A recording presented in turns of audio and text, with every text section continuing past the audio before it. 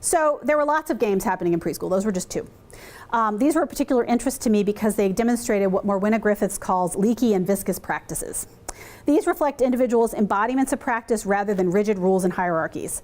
Whereas the efficiency models driving many of the conditions of what I call late modern schooling emphasize individualism and competition within a rigid, externally determined hierarchy, Griffiths' model represents the inverse: embodiment, diversity, and non-hierarchical, more democratic, and probably more chaotic distributions of relationship and power.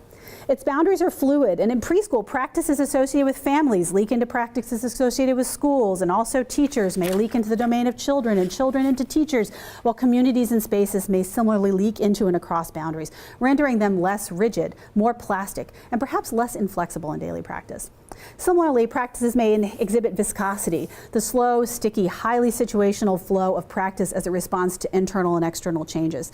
This serves to create communities and classrooms that are, to quote Griffiths, more like the Himalayas and less like a single peak of Kilimanjaro, end quote.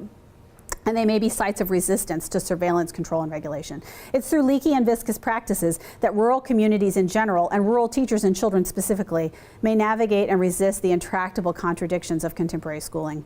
Furthermore, the leaky and viscous, like the mischievous and unruly, are liminal and ambiguous, emphasizing connection rather than hierarchies.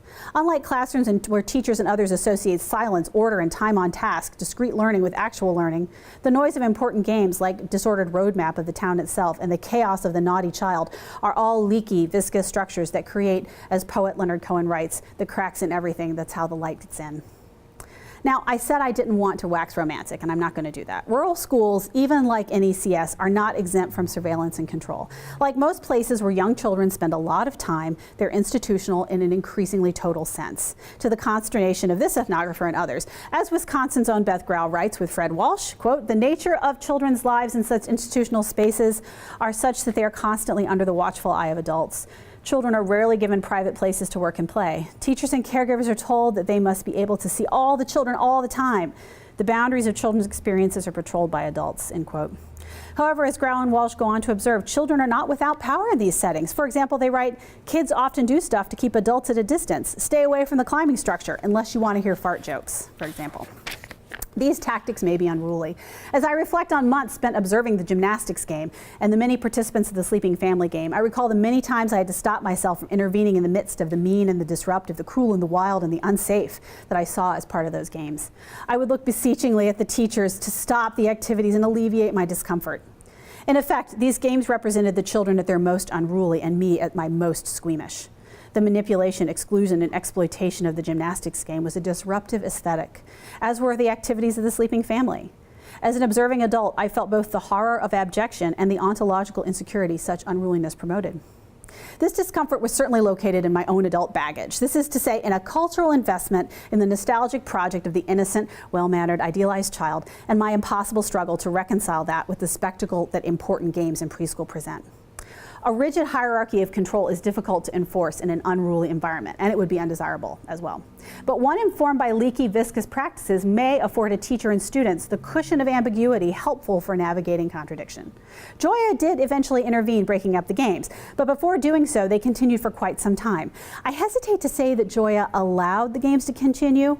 The games filled the space in such a way she could both actively resist intervening as well as be compelled by the game itself. Rules themselves are applied in both directions. The prohibition against trashing in the sleeping family game has been and will continue to be easily broken, and the new rules for the gymnastics game served only to break up that particular game, but did not shame the particular children.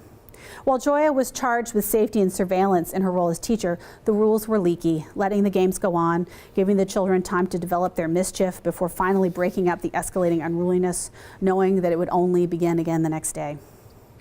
While Joya could have instituted a much more inflexible regime of disciplinary control in the classroom, with children at desks, moving about by bells, assessed for time on task or other measures, she chose to continue her leaky, viscous orientation to control. The children transformed teacher-created play spaces like the block area into hidden worlds populated with fluid relationships. They constructed a tent as an impenetrable location too small for adults and too dark to see the goings-on within.